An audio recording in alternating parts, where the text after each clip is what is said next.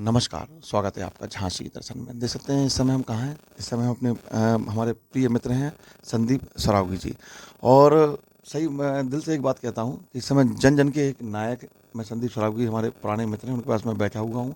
और अब इनके विषय में मैं ये नहीं कहूँगा कि झांसी में इनके बारे में बहुत अच्छी बातें भी ज़्यादा नहीं कह पाऊँगा, क्योंकि मेरे पास अब कहने के लिए शब्दकोश थोड़े से कम पड़ते हैं। कल हमारे भाई का जन्मदिन था, चूँकि जन्मदिन में काफ़ी लोगों ने उनकी काफ़ी अच्छी उपलब्धि वगैरह भी रही है।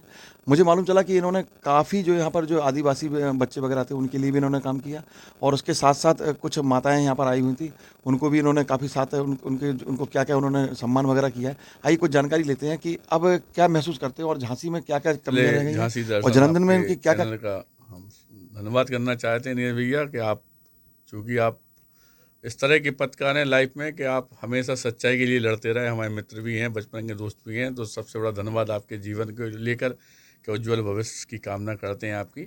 और रही बात हमारी बर्थडे की, तो पूरी झांसी की जनता, बुंदेलखंड के लोग इस बात को जानते हैं कि हमारा जीवन सिर्फ और सिर्फ दूसरों का साथ देने के लिए हुआ है।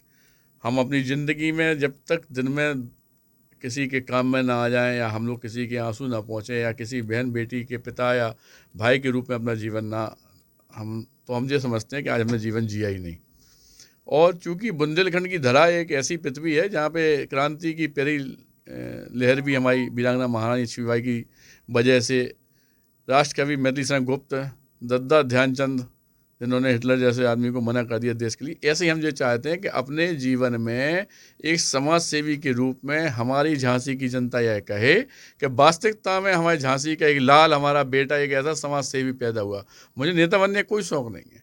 रही बात कल की बर्थडे की, तो जो जनता ने हमारा साथ दिया, इतना प्यार दिया, जो लोग हमारे पास आए, सबका हम तहे दिल से धन्यवाद करना चाहते हैं। और हमने आदिवासी बच्चों को और हमारी वृद्ध आश्रम की महिलाओं को हर साल हम उनके पास जाते थे। कल हमने उन्हें एसएम टावर बुलाया क्योंकि गर्मी बहुत थी इस वजह से, और उनको नई साड़ी वितरित करना, बच्चों को नए कपड़े देना। सच्चाई ये है कि जब उन्होंने आशीर्वाद देती हैं वो मैं सिर पे हाथ रख के, जिनको उनके परिवार के लोगों ने छोड़ दिया, जब वो मेरे अंदर अपना बेटा तलाशती हैं, वो आदिवासी बच्चे जब हमें अपने पिता के रूप में, अपने परिजन के बड़े के रूप में देखते हैं, तो वो हमारी बर्थडे, हमारे जीवन का हाँ सबसे सुनहरा अवसर होता है।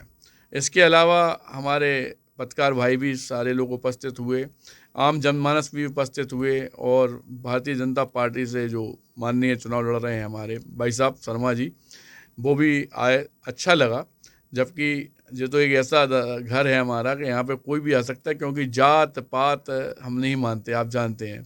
इसका सबसे बड़ा उदाहरण तो यही है कि पूरे भारतवर्ष में पहली बार जब वाल्मीकि कन्याओं के हमने पैर धोकर विदा किया था, तो इस बात की चेतावनी पूरे देश को दी थी कि अगर भारतवर्ष को आगे ले जाना है तो जो जात पात का मैल आपको अपने मन से हटाना पड़ेगा। इन्हीं सब बातों को लेते हुए जो भी अच्छे से अच्छा हम लोग कर सकते हैं, वो दिन रात प्रयास हम करते हैं। और यही वजह है, जगदम्बा का यही आशीर्वाद है कि आज की डेट में संघर्ष सेवा समिति के हज़ारों मेंबर हैं, हज़ारों बहनें हैं। आप करोड़ों की पॉलिसी हम लोग देते हैं उन बहनों की जीवन रक्षा के लिए। और इसी समाज सेवा को देखते हुए हमें अमेरिका की रॉयल यूनिवर्सिटी से डॉक्टरेट की मानक उपाधि दी गई, जिसमें डॉक्टर संदीप सरावगी आप लोग देखते हैं, ये भी बुंदेलखंड के पहले व्यक्ति हम हैं। गुजरात के मुख्यमंत्री, गृह मंत्री द्वारा अवार्ड दिया गया, बम्बई के कोश्यारी जी से मिला, महाराष्ट्र में हमारे मुख्यमंत्री वगैरह से भी अवार्ड मिला। ये सब चीज़ें हमारी नहीं हैं, देखी जाए तो ये झांसी की जनता की धरोहर है, उन बहनों का प्यार है, उन माँओं का आशीर्वाद है, और ये सब आप ही का है। क्योंकि हमने तो एक ही संकल्प लिया है कि हम जब तक जिंदा हैं तब तक हम सेवा करना नहीं छोड़ेंगे। अपना संपूर्ण जीवन सिर्फ और सिर्फ सेवा ही करेंगे, संघर्ष ही करेंगे। और इसीलिए संघर्ष से सेवा समिति रखे हैं, क्योंकि बचपन से ही जो कष्ट हमने सहन किए थे, तो उस समय हम भी एक चेहरे की तलाश करते थे। लेकिन अगर वो चेहरा हम जनता के सामने बन जाए, हम उन बहनों के लिए बन जाएं जिनके माँ बाप नहीं हैं, भाई नहीं हैं, उन माँओं के लिए बन जाएं जिनकी खुद की औलाद है, माँ कहने में परेशानी होती है, स्वार्थ के लिए ज़िंदगी जीते हैं, उन्हें यह समझाने की कोशिश करते हैं कि ये परिवार, ये देश, ये हम लोग, ये ज़्यादा कुछ नहीं, हम लोग सब एक हैं। हम आपका भी पुत्र तो हमारा बेटा, जिस दिन हम मान लेंगे तो उस दिन हमारी इच्छा होगी इसके लिए कुछ करें। जब हम लोग नेगेटिविटी में चलते हैं ना, तो स्वयं के लिए कुछ नहीं कर पाते और ईश्वर के पास भी नहीं पहुंच पाते। भगवान अल्लाह ना तो मस्जिद में मिलता है और ना मंदिर में मिलता है। सत्य ये है नीरज भैया कि जब हम किसी के आंसू पहुँचते हैं, यकीन मानना, तो ऊपर आप जिस भी देवता को मानते हैं, जिस भी ऊपर वाले को मानते हो, उस समय विचरण करता है आपके अगल बगल, उसका आशीर्वाद आपकी ज़िंदगी पे होता है।